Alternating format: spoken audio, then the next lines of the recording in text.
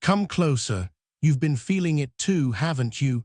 That subtle shift in the air, the way a familiar room can suddenly feel heavier.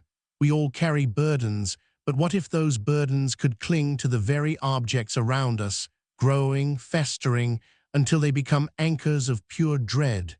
This is a story about that weight. To join us in the shadows and never miss a nightmare, make sure you like and subscribe. Elias Thorne understood weight, not just the physical kind, but the invisible kind. The weight of lives lived, lost, and left behind. As an estate liquidator, he walked into the echoes of others' endings. Today, it was M.S. Albright's home, a quiet house in a quiet town. The air here felt thick, even from the curb. A familiar melancholic residue, he told himself. Inside, the silence was profound, almost suffocating. Elias moved through the draped furniture, a ghost among ghosts. He felt it then, a subtle, unsettling heaviness in the air, more than just the dust and stale air of an old, shut-up house. It pressed down, a silent, invisible hand on his chest. It was just the usual sadness, he tried to believe. He began his careful work, cataloging. His fingers brushed against a porcelain doll on a dusty shelf. It was small, delicate, but as he reached for it, a strange sense of effort came over him. It felt heavier than it should, like it was made of solid stone, not hollow porcelain. He blinked, shaking his head. Fatigue, he thought. Next, an antique locket, small enough to fit in his palm. He lifted it. His hand sagged. It weighed like a brick. He set it down, picked it up again. The same impossible density. His mind reeled. Was he tired? Was his imagination playing tricks? The persistent feeling of unseen pressure, however, was very real. On M.S. Albright's bedside table, a worn wedding ring caught his eye. He picked it up. A strange, cold pull emanated from it, not just the chill of metal. A fleeting, profound sense of loneliness washed over him like a wave. It felt as if he was holding a lifetime of sorrow in his palm. He quickly put it down. He moved to a shelf of old books, seeking the order he craved. He pulled out an unremarkable novel, its cover plain. It felt like a lead weight, dense and unyielding. His hand ached, his muscles straining. He put it back, rubbing his wrist. This was more than just fatigue. This was wrong. Tucked away in a drawer, he found a small wooden music box. Its surface was cold to the touch, despite the warm room. As he lifted it, an overwhelming wave of sadness, not his own, washed over him, thick and suffocating. It was as if the box itself was weeping. He felt tears welling in his own eyes. He tried to lift the music box fully. It felt impossibly dense, like it was bolted to the dresser. His muscles screamed with the effort, his breath catching in his throat. It resisted him, a solid, unmoving block of sorrow. What was happening? He could not move it. He had to let go. For a split second, in the corner of his eye, he saw it. A shadowy figure, indistinct, standing perfectly still. Then it was gone. He spun around, heart pounding. Nothing, just the dust-filled air. His mind raced, desperate for an explanation. He blamed his own unresolved grief over his sister's death. He needed to lighten the mood, to let some fresh air in. He walked to a window and pushed it open. But the air outside felt just as thick, just as oppressive as the air inside. It was like the very atmosphere was holding its breath, waiting. The world outside felt no lighter than the world within. He tried to move a large, dusty armchair to shift it from the center of the room. It felt rooted to the floor, requiring unexpected, immense effort. He grunted, pushing with all his might. It barely budged. This was absurd. Old furniture could be heavy, but not like this, not like it was fighting him. A faint, dragging sound came from an upstairs room, a slow, heavy scrape. Elias froze, listening. He told himself it was just the old house settling, the sounds of wood expanding and contracting. But it was too deliberate, too rhythmic, like something was being pulled across the floor very slowly. He held his breath. While packing delicate china, a teacup slipped from his grasp. It felt suddenly immense, as if its weight had quadrupled in his fingers. It plummeted, hitting the floor with a loud, startling shatter. The sound echoed, too loud, too sharp in the suffocating silence. He stared at the broken pieces, his hand trembling. He began to notice strange, subtle distortions in the light around certain objects. A shimmering heat haze, like the air above a hot road, but without any heat. It was most noticeable around the objects that had felt impossibly heavy. The light seemed to bend, to waver, around them, as if they were pulling at reality itself. His cell phone, usually a lifeline, briefly lost signal in specific areas of the house. It happened particularly near the heaviest objects, the ones that shimmered. The bar would drop to 0, then flicker back on when he moved away. It was as if these heavy spots were dead zones, absorbing more than just light and sound. He found an old, faded photograph of MS, Albright as a young woman. Her eyes, even in the faded image, seemed to hold a deep sadness. As he looked at it, an overwhelming sense of trapped despair emanated from the paper, radiating into his hand, then into his chest. He felt her sorrow, sharp and raw. A physical pressure began to build on his chest, a subtle tightness that made deep breaths difficult. It wasn't panic, not yet. It was something external, a crushing weight that seemed to grow with every passing moment. He gasped for air, but the oxygen felt thin, heavy, unyielding. He noticed the air in certain rooms felt significantly colder, despite the central heating being on. Patches of icy chill, like unseen drafts, would sweep through the room, raising goosebumps on his arms. The cold seemed to gather around the heavy objects, like a silent, frozen breath. A faint, almost imperceptible groan seemed to come from the floorboards beneath a heavy oak chest. It wasn't the creak of old wood, but a deeper, more resonant sound, like a sigh of immense burden. He knelt, pressing his ear to the floor, but the sound vanished, leaving only the suffocating silence. He attempted to open a drawer on a small writing desk. It resisted, as if weighted down from the inside. He pulled harder, gritting his teeth. It wouldn't budge. It was like something was holding it shut, something immense and unseen. He finally gave up, his hands aching with the effort. A sudden, intense craving for order seized him, almost a desperate need to cleanse the house of its emotional clutter, to strip away the layers of sorrow. He moved with a frantic energy, trying to impose his will on the oppressive atmosphere, to lighten the burden that pressed down on him. As he worked, the silence of the house became more profound, almost suffocating. It was no longer just an absence of sound, but a presence, a heavy blanket that muffled his own labored breathing. Every intake of air felt like a struggle against an unseen force, pressing down on his lungs. He took a break, stepping outside. The fresh air felt impossibly light and liberating by comparison, a stark contrast to the crushing atmosphere within. He breathed deeply, trying to clear his head, to shake off the strange, oppressive feelings. He needed to be rational. This was just an old house. Back inside, he found a sewing box.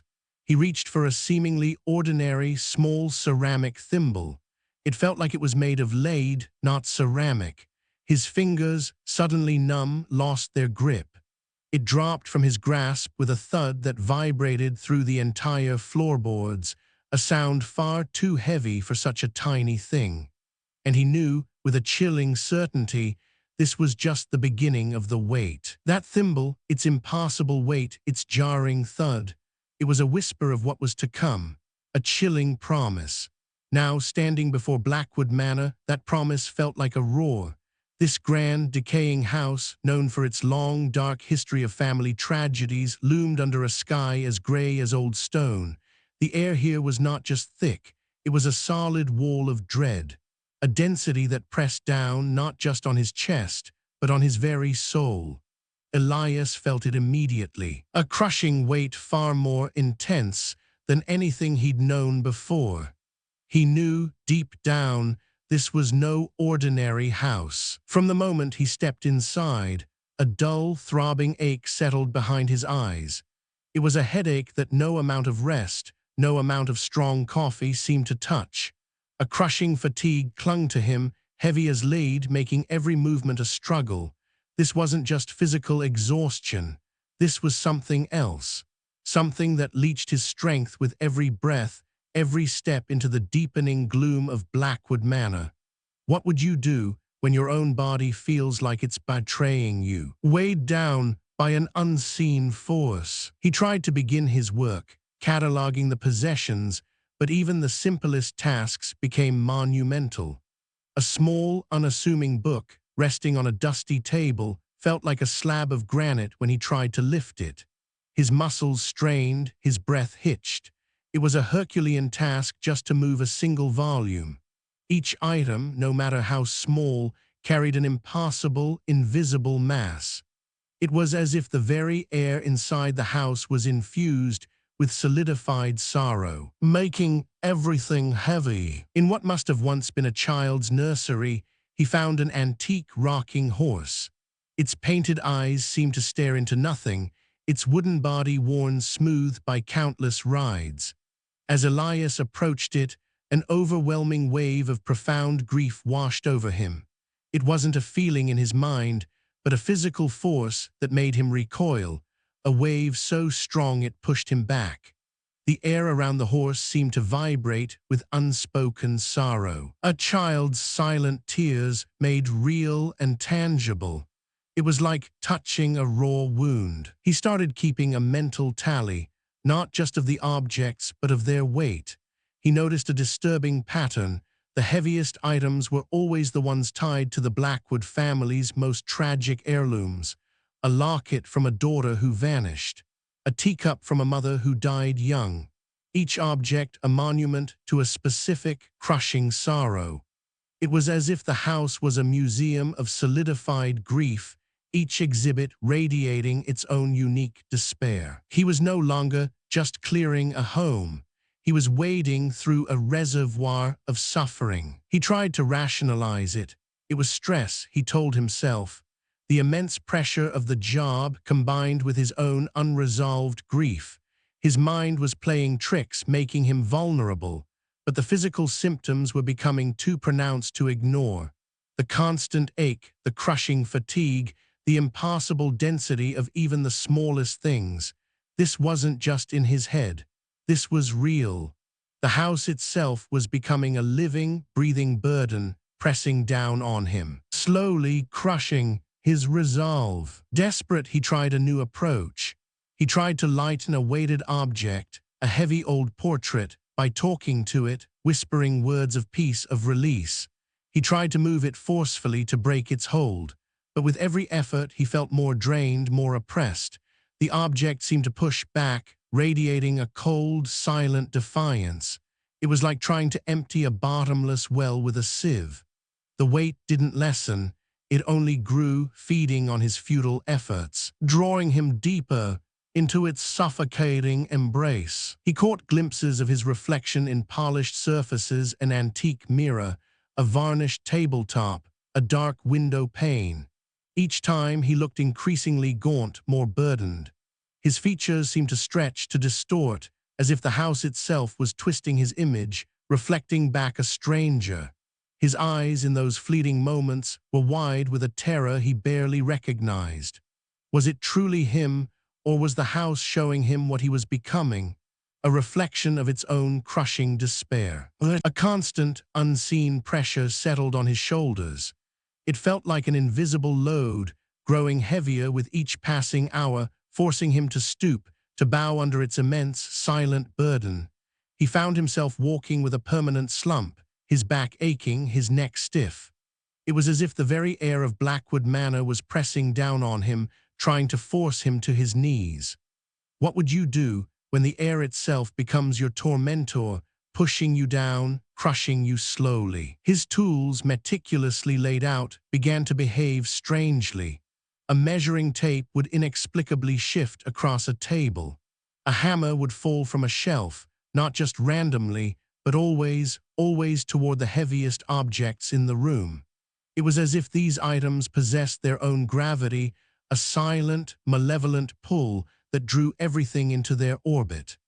The house was not just heavy, it was alive, and it was rearranging itself around its centers of dread, pulling everything closer to its heart of darkness. He noticed it in the shafts of light that pierced the gloom, dust motes.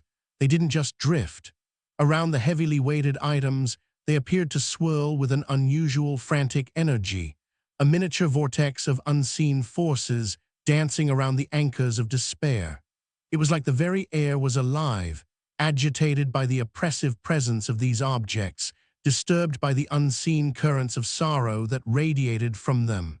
The house was breathing, and its breath was a cold, swirling dust. Beneath a loose floorboard in the master bedroom, he found it. An old, moldering journal, its pages brittle and yellowed with age. He opened it, his fingers brushing against the faded ink. It was filled with frantic, looping handwriting, recounting a descent into madness. Frantic writings about the crush and the unbearable density of possessions. The previous owner. What had they known? What had they endured? A cold dread seeped into Elias's bones. A chilling recognition of his own unfolding nightmare. He read on, his breath catching in his throat. The journal described objects sinking into the floorboards, not slowly, but as if drawn down by an immense, unseen magnet. It spoke of the house feeling like it was breathing in, shrinking, collapsing in on itself under the impossible burden of its own contents. The words pulsed with terror, a desperate plea from someone who had witnessed the impossible, the literalization of sorrow. This house wasn't just old, it was consuming itself, slowly being swallowed by its own despair. Then the whispers began, faint, mournful sounds that seemed to emanate from the very walls or from clusters of objects in the shadowed corners of rooms. They weren't words, not really, more like the ghost of a sigh, a collective moan of profound sadness, rising and falling like a tide. It was the sound of 1,000 forgotten sorrows, given voice by the very things that had witnessed them. Elias strained to listen, his blood running cold. Was he hearing things? Or was the house truly speaking its agony? He needed to tell someone, he needed help. He pulled out his cell phone, his hand trembling, no service, not a single bar. He tried the old landline in the study, dead. The house was a tomb sealed off from the outside world. It was as if the oppressive weight, the very essence of Blackwood Manor, was absorbing all signals, severing all connections. He was trapped, utterly, terrifyingly alone, with only the whispers and the crushing weight for company. What would you do if your lifeline suddenly vanished, leaving you isolated in a house that breathes despair? He tried to open a heavy, antique wardrobe in the master bedroom. It felt bolted to the floor, immovable, vibrating with an unseen, low hum of energy. He pushed, he pulled, grunting with effort, but it wouldn't budge. It was like trying to shift a mountain. The wood groaned, a deep, resonant sound, as if the wardrobe itself was alive, refusing to yield its secrets. Its surface was cold to the touch, radiating an intense, palpable despair that seeped into his bones. As he struggled with the wardrobe, a strong, cold wind seemed to rush through the room. It swept past him, raising goosebumps on his arms, chilling him to the bone. But all the windows were closed, the doors shut tight. There was no source. It was an impassable wind, a breath from nowhere, carrying with it the scent of dust and decay and something else, something ancient and profoundly cold. The house was not just heavy, it was breathing, and its breath was icy despair. A fleeting shadow, not his own, not the house's. It stretched disproportionately long from a small, insignificant object, a porcelain figurine on a shelf, then receded, vanishing into the gloom. It was too quick, too unnatural. A trick of the light, or was it the Albatross Weight revealing its true nature, a literalization of the burden, a dark imprint stretching out from the very objects it consumed? Elias blinked, his heart pounding. He was no longer alone. Something was watching him. Something that lived in the shadows of the weighted things. A chilling thought began to take root in his mind, growing like a cold vine. The objects themselves. They weren't just passively absorbing sorrow. They were aware of his presence, aware of his struggle. He felt an increasing sense of paranoia, a prickling sensation on the back of his neck. Every creak of the floorboards, every groan of old wood seemed to be a silent judgment. They were watching him, waiting, feeding on his fear, drawing him deeper into their web of despair. He was no longer the liquidator. He was the prey. He accidentally knocked over a vase, a simple porcelain vase from a nearby table. It hit the floor with a sound that seemed to absorb all light and sound in the room. Not a shatter, but a dull, heavy thud that stole the very air, leaving behind a sudden, absolute vacuum. The silence that followed was not merely the absence of sound. It was a hungry, consuming void. It was as if the weight of the vase, its accumulated sorrow, had momentarily swallowed reality itself. Elias stood frozen, his ears ringing with the echo of nothing. He noticed the walls. Near the heaviest objects, the paint was starting to crack and peel, not randomly, but in strange, geometric patterns, like a spiderweb of despair spreading from the anchors of sorrow. It was as if the very structure of the house was buckling under the invisible weight, the walls themselves weeping. Blackwood Manor was not just decaying, it was actively collapsing, a slow, agonizing implosion, pulled down by the burdens within its own heart. His eyes began to ache, a constant, dull throb. It was as if he was constantly trying to focus on something just beyond his perception, a shimmer in the air that was always there, just out of reach. It was most noticeable around the heavy objects, a ripple in reality, a visible distortion of the atmosphere. Was it the weight radiating, or was his mind finally breaking, showing him the unseen horrors that clung to every surface?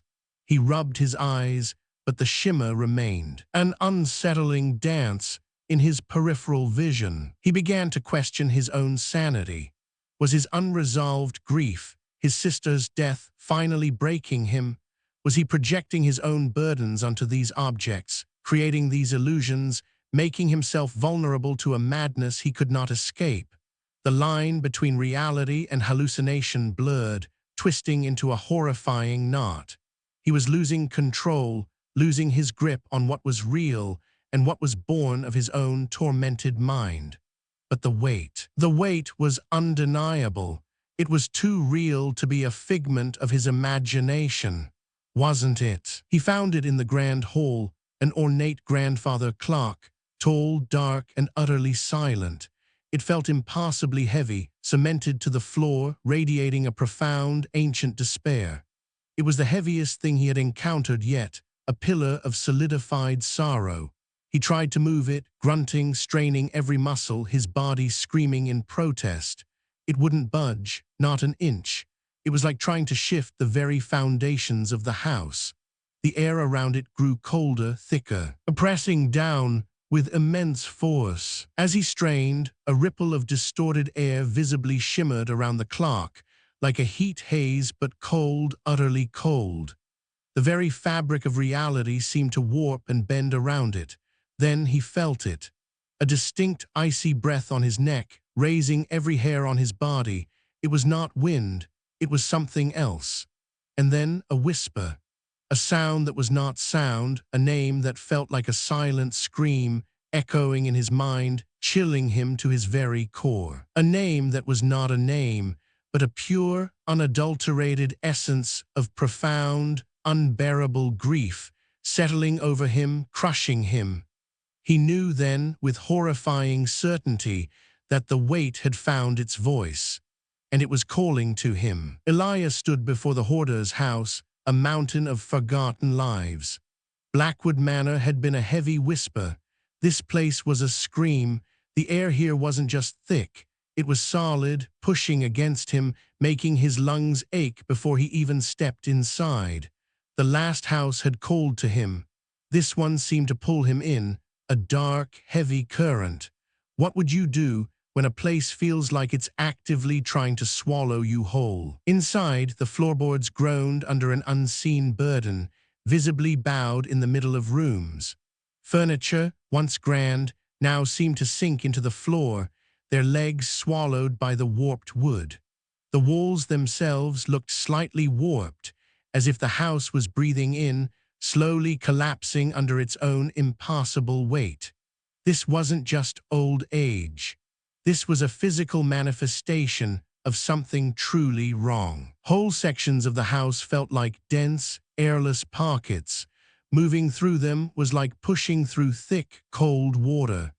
Breathing became a struggle, each inhale a desperate gasp for air that wasn't there. It was disorienting, a crushing pressure on his chest that made his head spin. The very atmosphere was suffocating, alive with a silent, invisible mass. He tried to move a stack of old magazines. They were fused together, not by glue, but by some unseen force, impossible to separate without tearing them to shreds. Every item felt like it was part of a larger, unyielding mass, connected, absorbed, unable to be parted. It was as if the house was becoming one giant, solid block of despair. His tools, usually so reliable, were useless. His crowbar, meant for leverage, bent under the unseen pressure when he tried to pry apart a wooden crate. His heavy-duty dolly, designed to move large items, refused to roll, its wheels locked by the invisible weight. It was like the very fabric of reality was resisting him, fighting back. He tried to clear a path, to create some semblance of order in the chaos. He pushed at piles of seemingly light objects, old clothes, discarded toys, empty boxes, but they wouldn't budge. They felt anchored, rooted to the floor by unseen forces, as if they had grown roots into the very earth beneath the house. Then the whispers started, faint, overlapping sounds, like 1,000 muted voices speaking at once. He couldn't make out words, but the feeling they carried was unmistakable: despair, anger, regret. They seemed to rise from the very piles of possessions, a collective moan of forgotten pain, echoing through the heavy air. Buried deep within a pile of old newspapers, he found it, a brittle, leather-bound diary. Its pages were filled with frantic handwriting, detailing the hoarder's escalating obsession, not with collecting, but with keeping the burden and the crush. A chilling realization dawned on him. This wasn't just a hoarder. This was a victim. He read on, his blood turning to ice. The diary explicitly mentioned the Albatross Weight. It described it as an unseen presence, a dark entity that grew with every buried sorrow, every unaddressed grief. It was a literalization of pain, a living, breathing burden that consumed everything. This wasn't just a metaphor, it was real. He tried to use his phone to record a particularly unsettling weighted object, a heavy, silent porcelain doll that seemed to radiate cold. But the screen flickered, the image distorting, stretching, and twisting into something monstrous before his eyes. The phone simply couldn't process the reality of what it was seeing. The shadows in the house began to move independently, stretching and shrinking in unnatural ways. They danced across the cluttered walls, elongating, twisting like living things. They weren't tied to any light source. They were their own entities, writhing and twisting, feeding on the gloom, becoming deeper, darker. A growing sense of entrapment began to close in on Elias. The house wasn't just heavy, it was a cage. Every doorway felt smaller, every room more confining. It was as if the walls themselves were slowly closing in, pressing him deeper into the heart of its suffocating despair. There was no escape. He found it, a sealed-off room mentioned in the diary as the heart of the burden. It was at the very center of the house, radiating an immense cold and pressure that made his teeth chatter and his skin prickle. A profound silence emanated from behind its heavy wooden door, a silence that screamed. He tried to open the door. It felt impossibly heavy, as if the entire house was pushing against it, resisting his every effort. He strained, grunting, his muscles screaming, but it wouldn't budge. It was like trying to move a mountain, a solid block of solidified sorrow. A visible shimmer appeared in the air around the doorframe, like heat radiating from an inferno. But it was freezing cold, an impossible paradox. The air rippled and warped, twisting reality around the sealed room, hinting at the unnatural horror contained within. A sharp crack echoed through the silence. A piece of the ceiling above him, not from old age, but from unseen, tremendous pressure, broke off and fell to the floor, narrowly missing his head. The dust that rose seemed heavier, darker than normal. The house was literally crumbling under its own weight. He tried to call for help, to shout, to break the suffocating silence. But his voice sounded muffled, swallowed by the oppressive density of the house. It was like screaming underwater, the sound absorbed, consumed, leaving only a faint, desperate gasp. No one would hear him. He noticed a terrifying pattern. The most weighted objects, the ones radiating the most profound despair, were always those associated with profound, unaddressed loss or anger. A child's broken toy, a faded letter of betrayal, a shattered wedding photo, each a literal anchor of human suffering. The chilling truth became clear. The Albatross Weight wasn't a creature, not a ghost. It was a pervasive, environmental anomaly, a literalization of trauma, a force that turned emotional pain into physical, crushing density. The house wasn't haunted by spirits. It was haunted by grief itself. And then the most terrifying realization. His own grief for his sister, a wound he had tried to bury, began to intensify. It didn't just feel like his own sorrow. It felt like it was feeding into the general oppressive atmosphere of the house, making it stronger, heavier. He was becoming part of the burden. He tried to move a large, antique mirror. As he strained, his reflection appeared momentarily distorted. His face, usually so familiar, was elongated, twisted, despairing, a hollowed-out version of himself. It wasn't just the mirror. It was the house showing him what he was becoming. The air in the house became so thick, so dense, it felt like pushing through water. Every movement was a struggle, every step a desperate effort against an unseen current. His clothes felt heavy, his limbs felt like lead.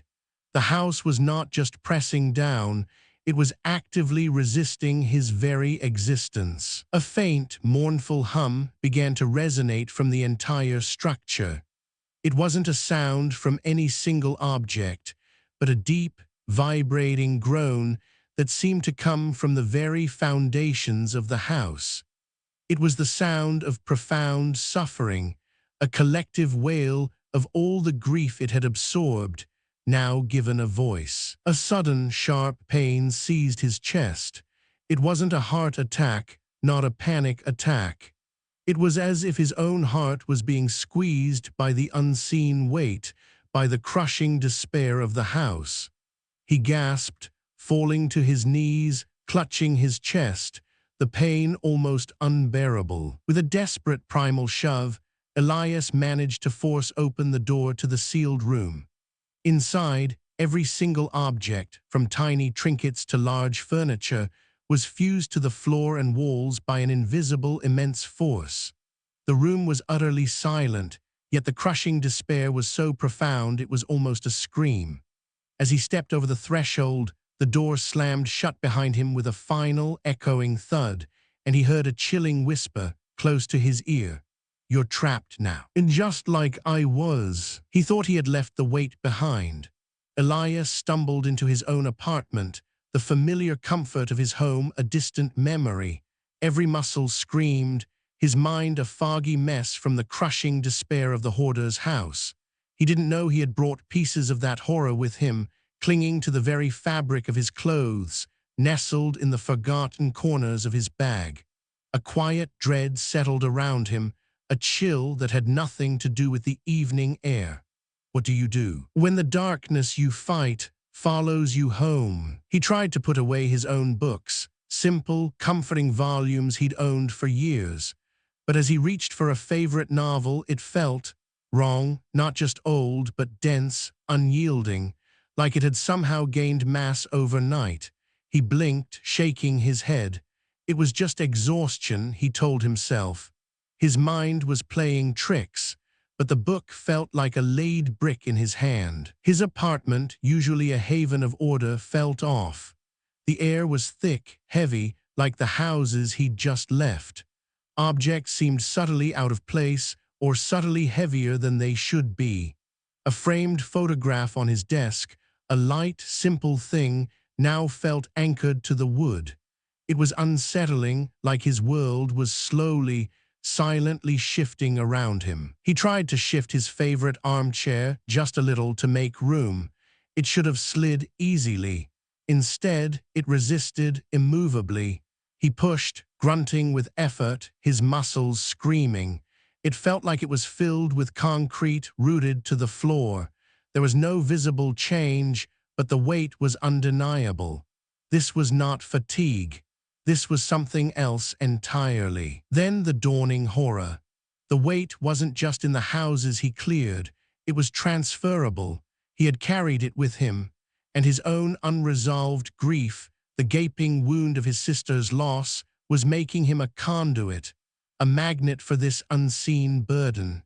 He was not just clearing others' despair. He was absorbing it, bringing it into his own life, turning his own sorrow into a literal, crushing weight. The objects he cherished most, the ones tied to his deceased sister, began to feel the heaviest.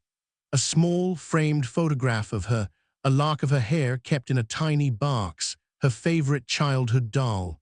Each item, once light with memory, now pulsed with an impossible density, radiating a familiar, suffocating dread. They were no longer just mementos. They were anchors, pulling him deeper into a sea of sorrow. He found an old book he'd brought home from Ms. Albright's house, one that had felt impossibly heavy there. He tried to throw it away, to purge it from his home, from his life. He lifted it over the trash can, his muscles screaming, but it resisted, refusing to fall.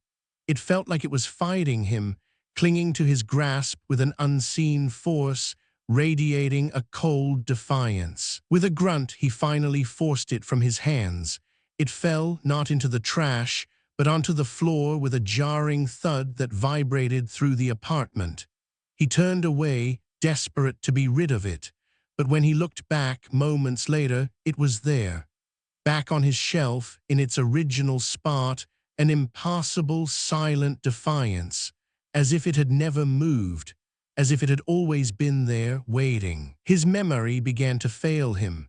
Simple tasks forgotten, conversations from hours ago twisted into unrecognizable fragments. He would walk into a room forgetting why.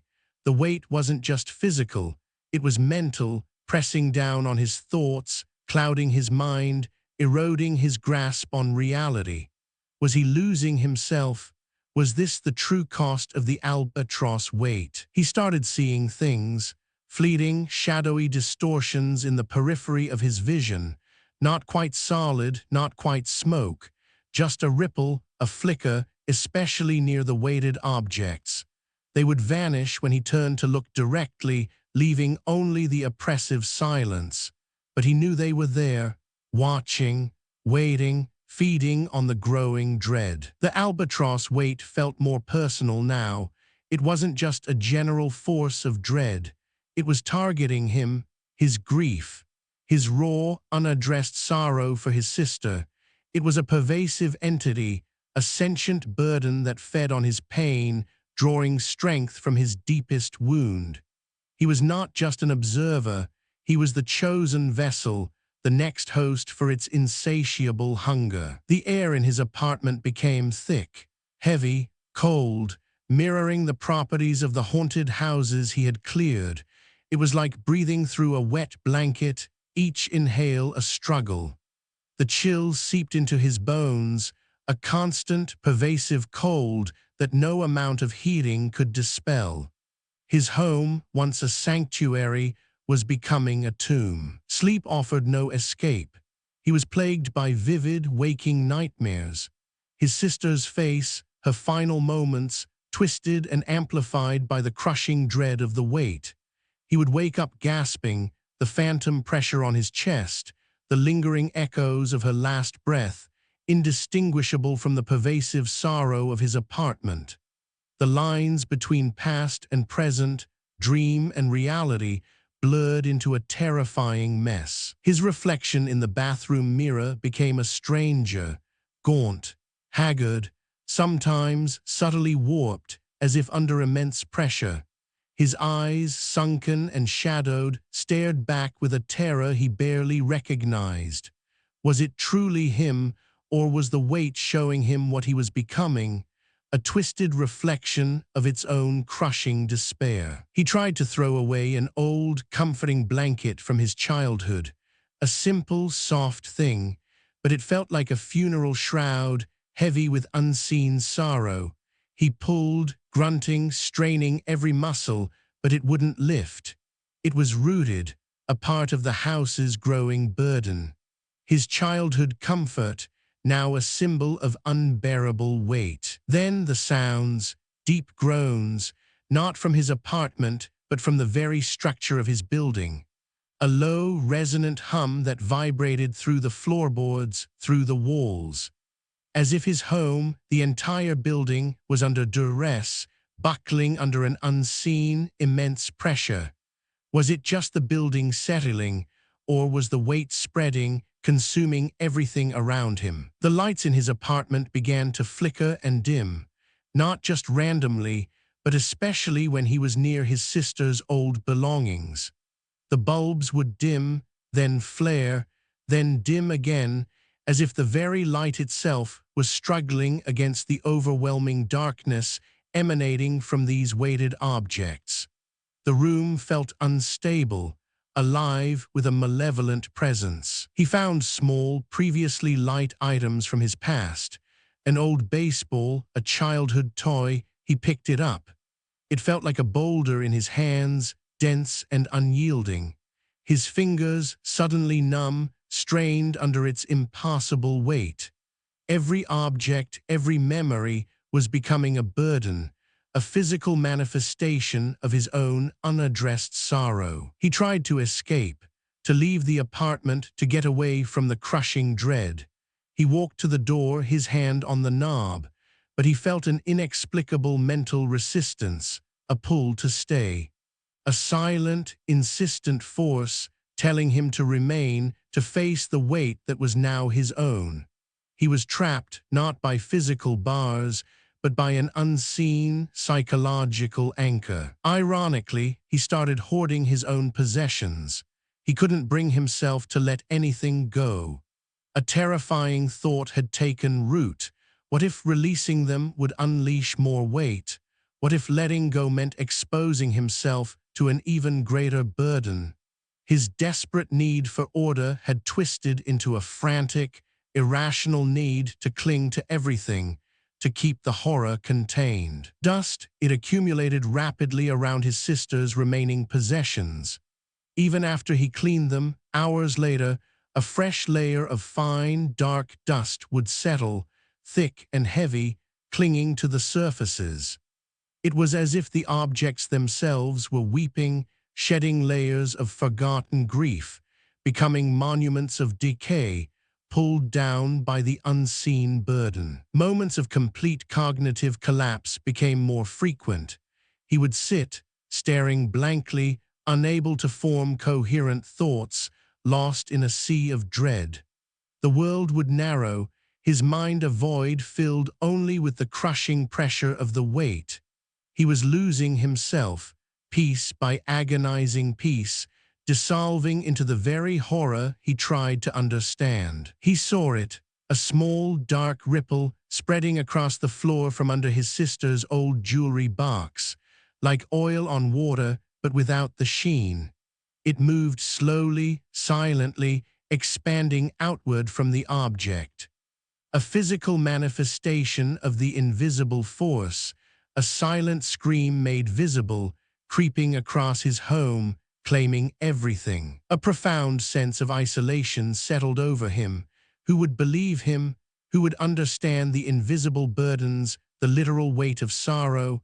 He tried to rationalize it, blaming stress, lack of sleep. But a creeping certainty, cold and undeniable, told him this was real, and it was from his own past. His own unresolved grief, now weaponized against him. He reached for a small wooden music box that belonged to his sister, a cherished item he'd kept for years. It felt impossibly heavy, pulsing with his own unresolved grief.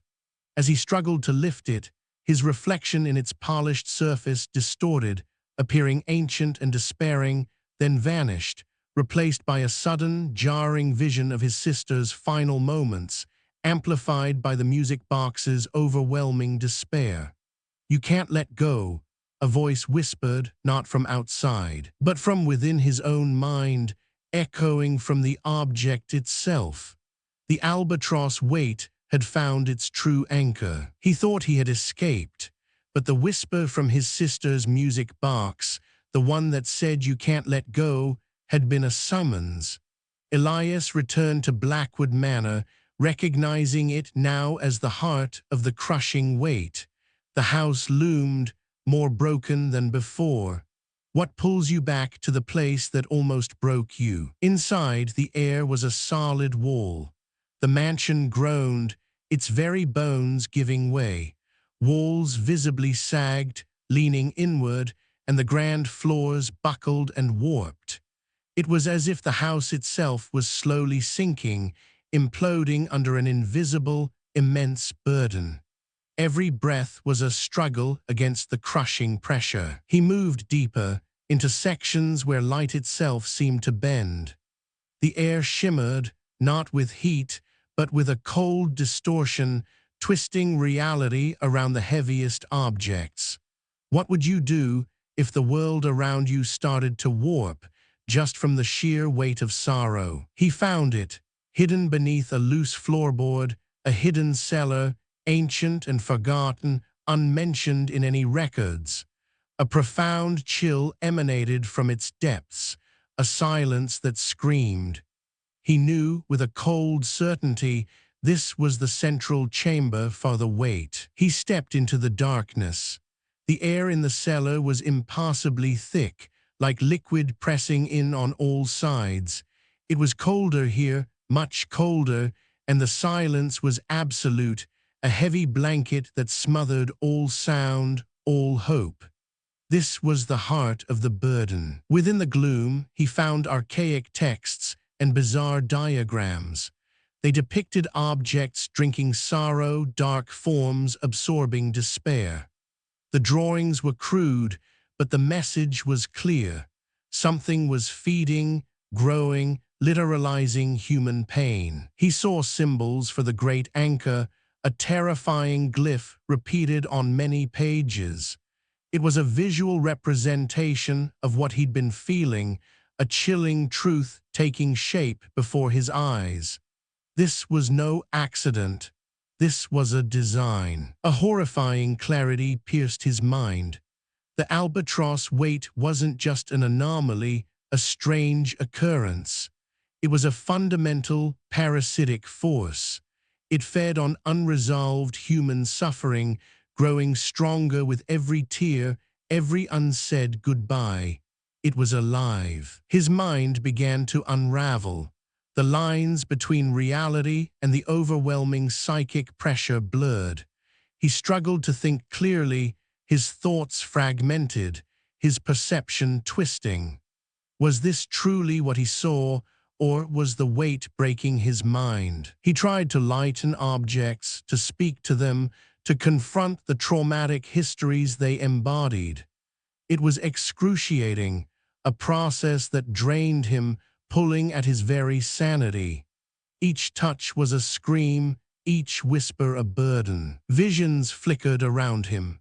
The former inhabitants of Blackwood Manor, their despair and grief replayed in silent, ghostly scenes. They were intensified by the objects, their sorrow made tangible, pressing in on him from all sides. The objects in the cellar were no longer just heavy. They pulsed with a dark, low energy, a silent thrum that vibrated the very ground beneath him. It was a beat, a rhythm of profound, ancient sorrow. They were alive, and they were hungry. He felt it then, his own grief for his sister, the wound he carried being pulled from him, absorbed by the surrounding objects, making them heavier still.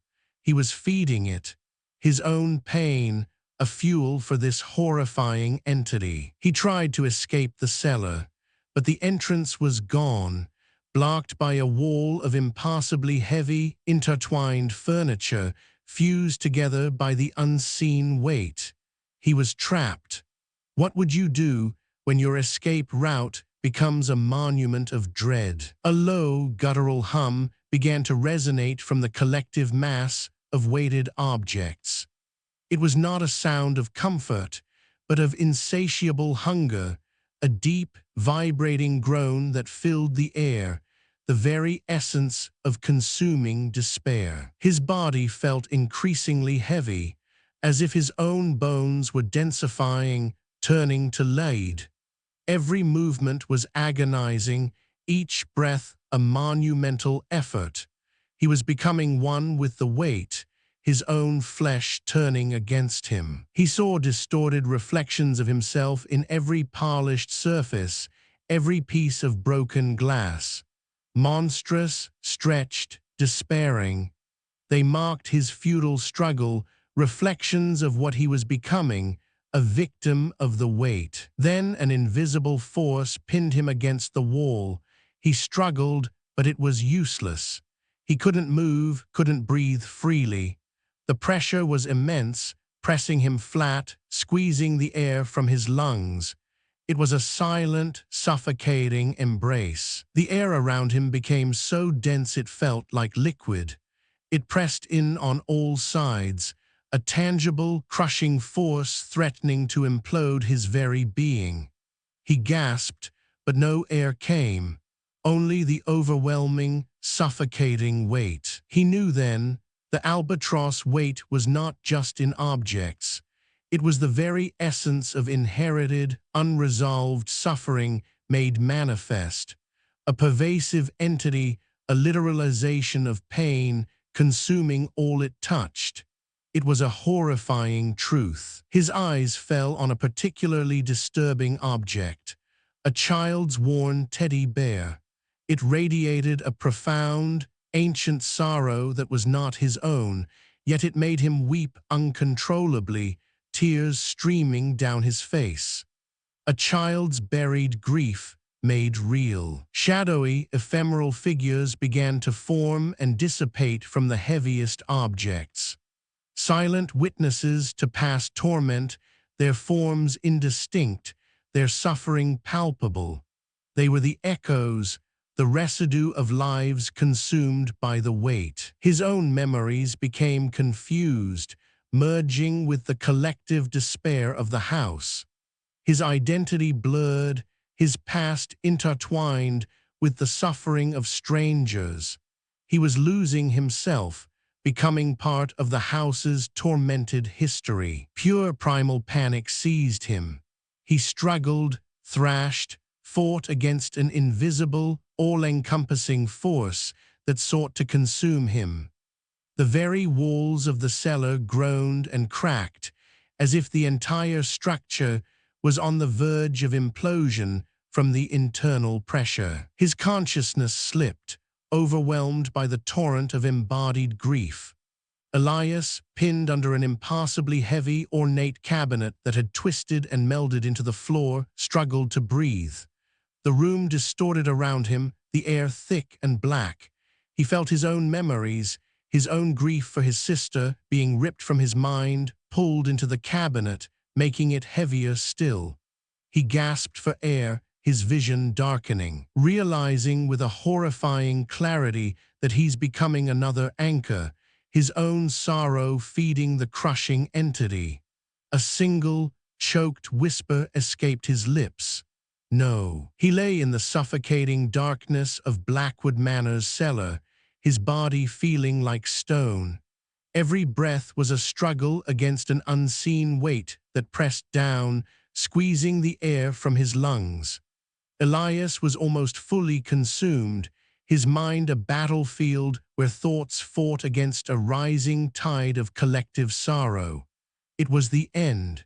He knew it. His limbs felt impossibly heavy, each muscle screaming in protest. His mind, once so sharp, was now a maelstrom of other people's pain. 1,000 forgotten heartbreaks, a million silent despairs swirled through his thoughts. He was losing himself, becoming just another anchor in this abyss of sorrow. The Albatross Weight communicated directly, not with words, but with an overwhelming torrent of embodied despair. It was a feeling, a crushing knowledge that flooded his senses, suffocating him with its sheer magnitude. There was no escape from its silent voice. Flashes of memories, not his own, tore through his mind. Fragmented lives, moments of profound grief, unaddressed anger, and crushing regret. They were glimpses into the lives of countless souls, each one a thread woven into the vast, dark tapestry of the weight. He saw them, past owners of this manor, their faces blurred by time and sorrow. Their lives had been consumed by material attachment and unresolved grief. They had clung to their possessions, and in doing so, had become part of the weight itself. Their suffering was now his. A terrifying realization dawned on him. He faced a choice: surrender, become a permanent anchor in this sea of despair, or find a way to sever his own connection to grief. The weight wanted him, wanted his sorrow. It wanted to make him one of them. A desperate, agonizing internal struggle began. His mind was a battleground, his spirit fighting against the immense psychological and physical pressure. Every fiber of his being screamed in protest. He fought for a fragment of his sanity, for a piece of himself that was not yet consumed. He understood then. True escape meant abandoning his lifelong quest for order and closure through possessions. It meant letting go of the very things he had used to cope with his own pain. It was a terrifying thought, a betrayal of his deepest need. Then the Albatross Weight showed him his sister's final moments, not just a memory, but a full, crushing experience, amplified by his own clinging grief. It was a torment designed to pull him deeper, to drown him in his own sorrow, to make him surrender. But in that moment of ultimate torment, a chilling clarity pierced through. He recognized the only way to lighten anything, to truly escape, was to let go, not just of objects, but of his own debilitating, unresolved grief. His sister's music box, the item that started his personal descent, felt impossibly heavy in his hand. With a primal scream that echoed only in his mind, a silent roar of defiance, he lifted the music box. It was a final, desperate, symbolic act. He brought it down with all his remaining strength, smashing it against the cold, stone floor. The act created a brief, violent psychic backlash. A shockwave, silent but powerful, radiated outward, temporarily pushing back the weight around him. It was a momentary reprieve, a gasp of air in a suffocating void. The immediate pressure on him lessened. For a fleeting, agonizing moment, he felt a breath of freedom. It was enough to move, enough to fight for escape.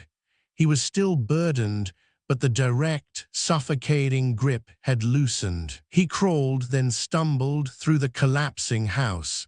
Each step was a battle, but he moved.